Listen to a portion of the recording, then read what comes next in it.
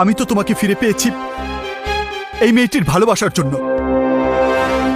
যদি বন্যার ভালোবাসার কারণে আমি এই এলাকায় না আসতাম, তাহলে কি কোনোদিন জানতে পারতাম যে আমার বাবা বেঁচে আছেন?